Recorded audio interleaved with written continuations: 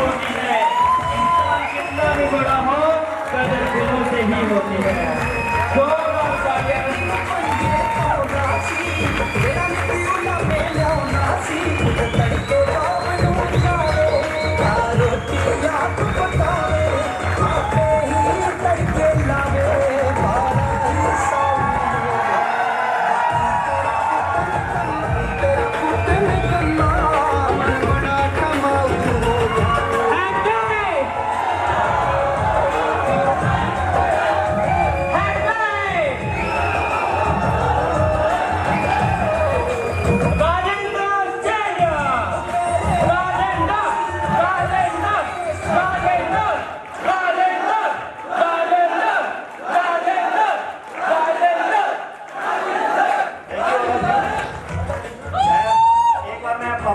चाहता हूँ कि कैसी फीलिंग आ रही है।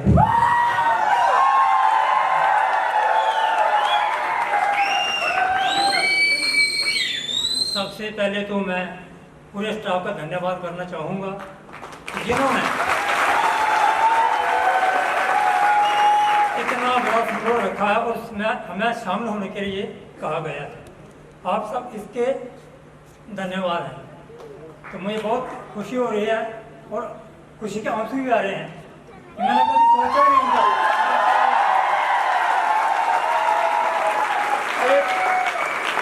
एक कवि ने लिखा है, पढ़ाई की जड़ें बहुत कड़वी होती हैं, पढ़ाई की जड़ें बहुत कड़वी होती हैं, परंतु फल बहुत मीठा होता है।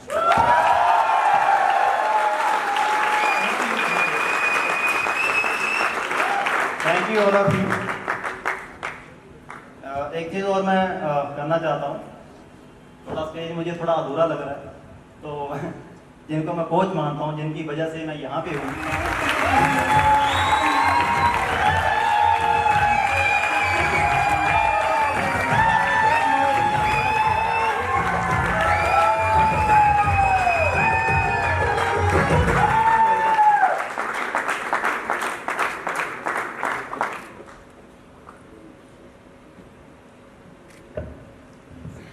ठीक है। आप सभी इस मूवमेंट को एंजॉय कर रहे होंगे एंड आपको जैसे कि अभी सीना ने चीज़ें बताई, कुछ आप लोगों ने चीज़ों को सुना और अभी वो मूवमेंट आने वाला है कि जैसे जैसे आपको आपकी ट्रेनिंग में आपको बताया जाता है कि हाँ जब एक बंदा फुटबॉल में बनता है तो उसको क्या क्या बेनिफिट्स मिलते हैं, सभी को पता है। बहुत सारे लोग हैं जो उस बेनिफिट्स के लिए यहाँ पे है, जो उस चीज को रियलाइज कर रहे होंगे कि हाँ आने वाले टाइम में जब मैं बनूंगा तो सेम जैसे फर्स्ट ऑफ ऑल जैसे बंदा फुटबॉल में बनता है तो उसको जो सबसे फर्स्ट बेनिफिट दिया जाता है वो क्या दिया जाता है? Diamond batch. Diamond batch. तो आज वो डायमंड बैच सबको मिलने वाला है।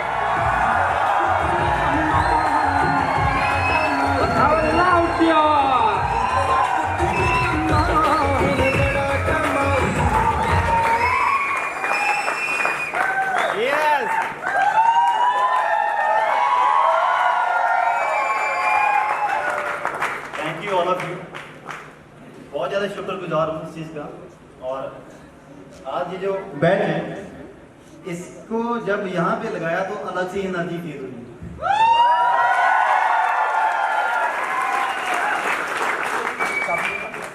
और मैं ये चाहता हूँ कि आने वाले टाइम में यहाँ पे सिर्फ और सिर्फ 241 नहीं 241 यहाँ पे बैच लगाया।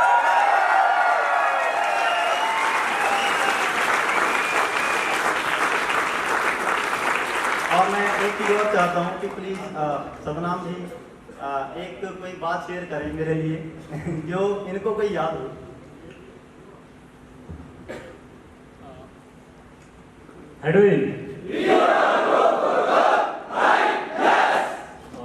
वैसे तो हमारी यूनिवर्सिटी के अंदर मेरे बहुत सारे फेवरेट सीनियर हैं जो मेहनती पर्सन होता है, जो रिस्पॉन्सिबल होता है और सबसे ज़्यादा मुझे एक टीम मेंबर की बजाय एक बिजनेस पार्टनर की बजाय उस पर्सन को मैं अपने भाई या अपने दोस्त की तरह उससे भी ज़्यादा रखता हूँ जो पर्सन रिस्पॉन्सिबल होता है, खास करके अपने किए गए वादों के लिए या फिर अपनी की गई कमिटमेंट के लिए। जब किसी ने बार बोल दिया कि मुझे 41 बनना है तो मुझे 41 बनना है, और ये ऐसा नहीं है कि बस बोल दिया, जो उसके लिए करके भी दिखाता है, उन सारी चीज़ों को कंप्लीट करने के लिए जो पर्सन तैयार होता है।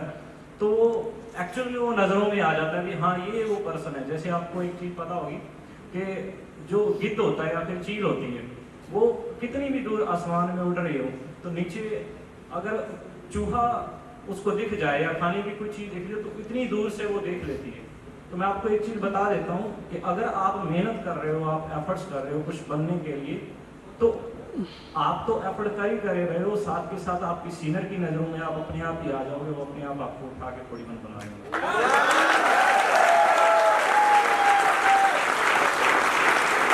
और मैं शेयर करना चाहता हूँ, मुझे एक टाइम याद है कि राजेंद्र सिंह उस वक्त 38 रैंक पर थे और हमेशा बिजनेस में अगर बिजनेस हम कर रहे हैं तो बिजनेस में प्रॉब्लम्स भी आती हैं।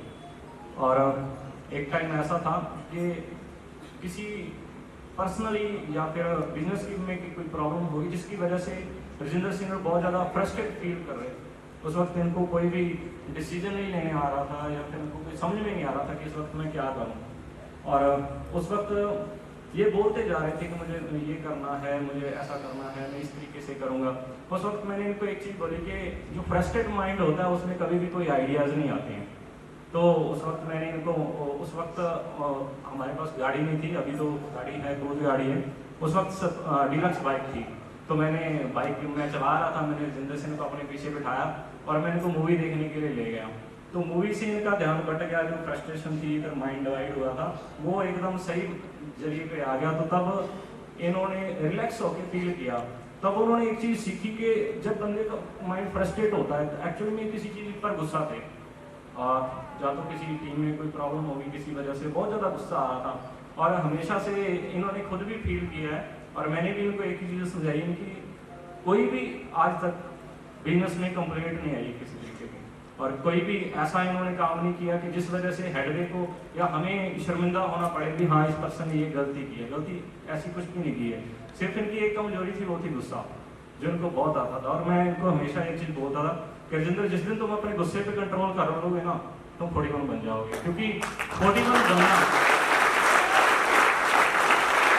क्योंकि 41 बैच और 41 रैंक ये एक ऐसी चीज़ है, मैं आप सबको बता देता हूँ, ये एक ऐसा बिजनेस है, आप कभी भी 41 रैंक को अचीव नहीं कर पाओगे। 41 रैंक और बैच को आप तब अचीव कर पाओगे जब आप उसके काबिल बन जाओगे। और काबिल बनने के लिए आपको अपने अंदर से कमियों को देखना पड़ेगा कि मेरे अंदर क्या कमी है, उसको दूर करना पड़ेगा। आपको बैच के पास जाने की जरूरत नहीं है, बैच खुद आपके पास चल के आ जाएगा।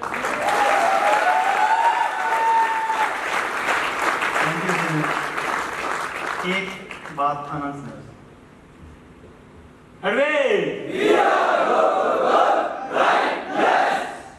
जैसा कि सीनियर ने बताया, सीनियर को गुस्सा बहुत आता था और जब भी मैं और सीनियर मिलते थे तो इस बारे में डिस्कस करते कि सीनियर मेरे को गुस्सा बहुत आता है, किसी भी काम को लेके लगाओ, किसी भी चीज़ को लेके लगाओ। लेकिन मैं मानता हूँ कि सीनियर ने जिस तरीके से अपने गुस्से का कंट्रोल किया ना, गुस्से को कंट्रोल करके जिस तरीके से अपने आप को बिल्ड किया है, मैं इनको बेस्ट मानता हूँ उस चीज़ के लिए। क्योंकि किसी भी चीज़ पे कंट्रोल एकदम से नहीं होता, वो धीरे धीरे होता है। लेकिन इन्होंने बहुत कम टाइम के अंदर उस चीज़ को बिल्ड किया है।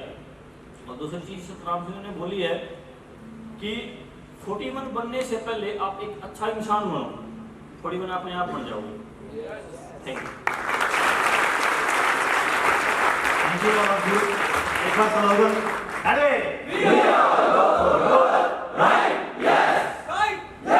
ठीक है, तो सीनियर अपनी फर्स्ट अचीवमेंट अचीव कर चुके हैं, जो कि क्या है, डायमंड बैच है। और अभी उनको 41 का सेकंड बेनिफिट मिलने वाला है। जो बेनिफिट है वो क्या है, प्रिंस ट्रॉफी। तो प्लीज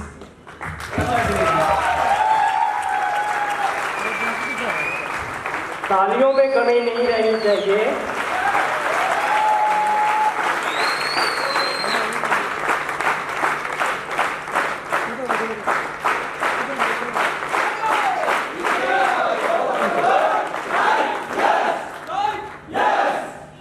सेम चीज है कि अभी सीनियर ने first and second achievement achieve कर लिया। अभी बहुत सारी ऐसी